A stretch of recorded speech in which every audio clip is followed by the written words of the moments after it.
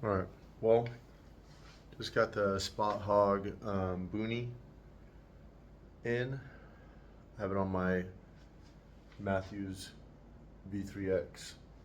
Um, when I first got this bow, I had the Spot-Hogg Fast Eddy, and then the dialed Arcos, and then switched back to this. Sold the dialed sight. Good sight, but with some things that I wasn't too fond of. Easy to set up, whole nine, but there's just little quirks I wasn't too fond of. So,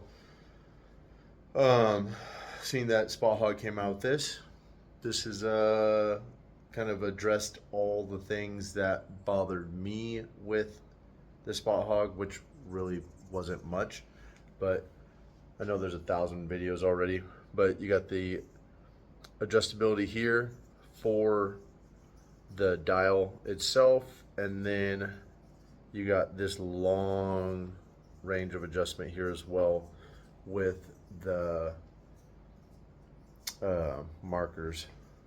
And so just take a shot with it real quick. I mean, 15-20 minutes set up. First and second axis do come set up already from Spot-Hogg. However, how I set up my sights, I have to literally just take everything apart and adjust it to how I want to be able to give me the most travel that I can out of this sight. But take a quick shot real quick and then go from there.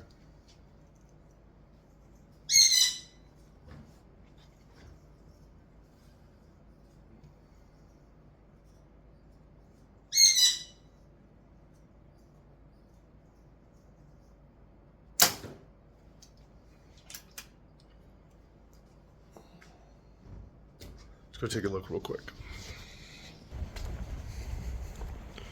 So I haven't gotten the sight tape set up yet. I just need to make sure that I'm hitting target. So feel pretty good. If anything, it's just a touch low. We'll need to just move the dial itself. But essentially, I'm on paper, so happy with it. And I'll kind of go over what I did to the sight once it was out of the package to put on my bow, specifically the V3X or anything utilizing the bridge lock. Assuming it'd probably also be the same with anything that's using the Picatinny rail, just anything that's towards the center of a bow. So yeah, I'll hop on here real quick and show you guys. Okay, so I just set it up on the vise to make it a little bit easier to show you guys and not have to fiddle dick around with holding it and moving around. So first, I'll have it set up. I got my Advanced Outdoors Technology release holder literally right here, just mounted to the frame of the bow. And then I made this bracket to move the quiver back. This still allows access if you need. You take this off and you can get to the screw. No issues there. If you are going to be traveling or anything, easy to take on and off. But for people that don't know, this is kind of a new setup here. Loosen, go from there, tighten. Pretty easy, as opposed to having one of these on the bottom. That was a nightmare, and then having to constantly adjust these to make sure that this doesn't slip. But again, you can see Allen there, Allen there. You can rotate this knob to get just the fine tune of your sight tape, and then you got this right here as well.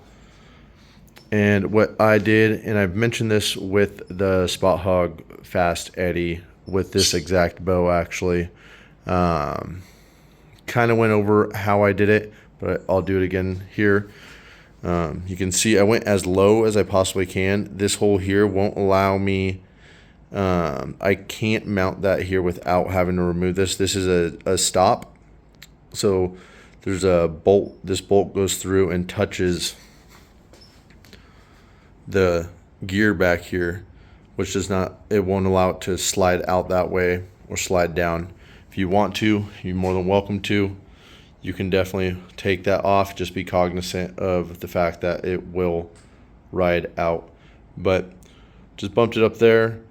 So I moved this whole thing down. You can see where it was originally mounted right there. So 3 holes up, and having it that high up, I'd have to move this whole railing down, kind of killing the amount of space that I have to utilize here. So I'm utilizing this rail as best as possible. So dropped it down as far as I can.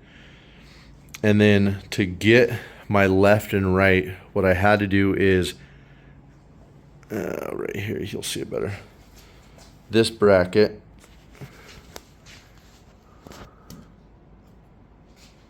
here, that's got the 2 bolts here, and then